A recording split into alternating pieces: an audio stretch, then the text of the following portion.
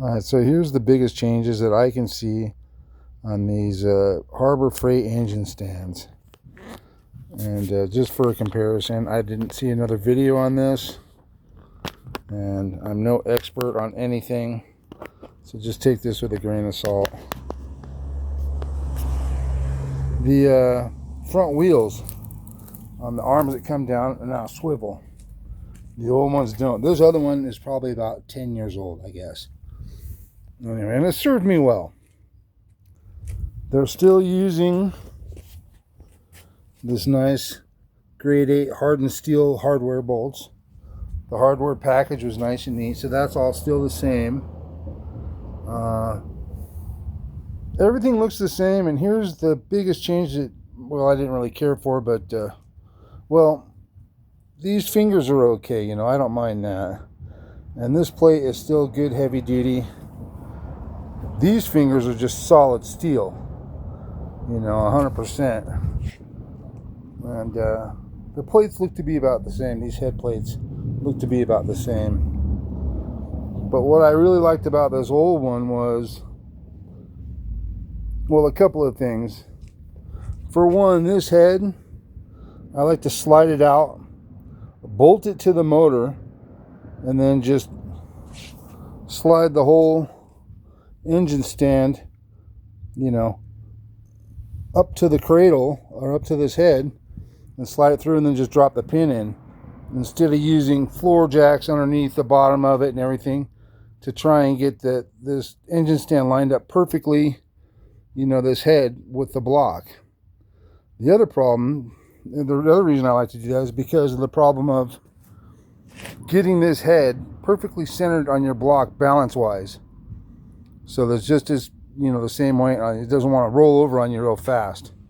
And that's what was great about this old style of head. I just put a little grease on it, and that was that. This new one, as you see, has a couple of Zerp fittings, and there's actually a big fat roller bearing in here. And then this area also gets greased too, where this shaft pin comes through. This shaft is no longer hollow like this one is. It's a solid chunk of steel, which is a good thing. But this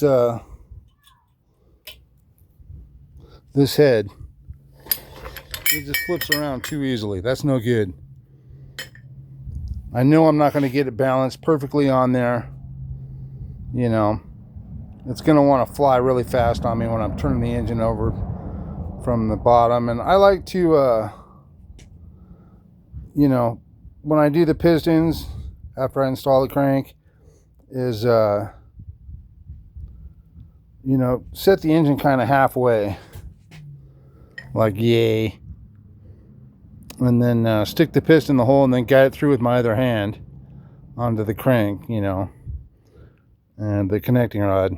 And this thing, I'm afraid it's not going to want to balance very well. I'm afraid I'm going to have to be fighting it. Of course, this little bar here sucks, and that's going to have to be changed to a longer one. You notice I got a nice 2.5 footer here, and it's perfect, and I need every bit of it.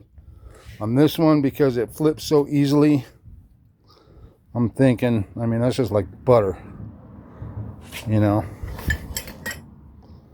I'm thinking it's going to be, you know, have to be a good 3.5, 4 feet long to be able to control this thing.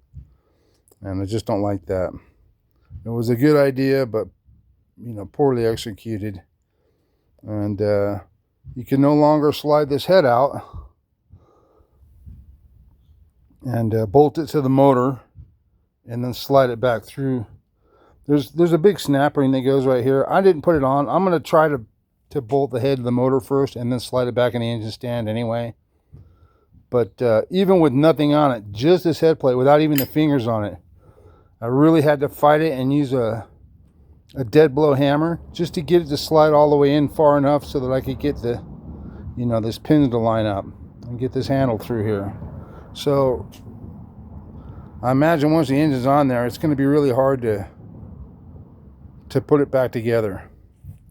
The other choice is to get a couple of jacks and 2x4s and fuck with it for an hour while you try to fucking line it up to the engine. And even then, you're not going to get it fucking perfectly centered. It's just easier to pull this fucking head out,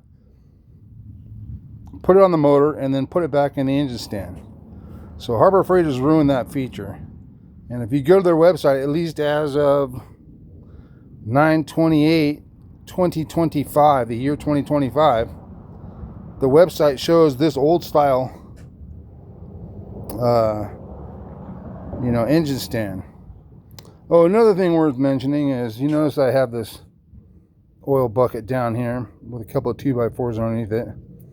And I saw a cat, he just ran a couple of steel straps across this thing and then put a big drip tray on it. And so I'm going to do that. I'm going to upgrade my situation a little bit. But this oil style head is way, way better in my opinion. I haven't tried the new one, but I guarantee it's going to fucking suck. Anyway, I think that's about it.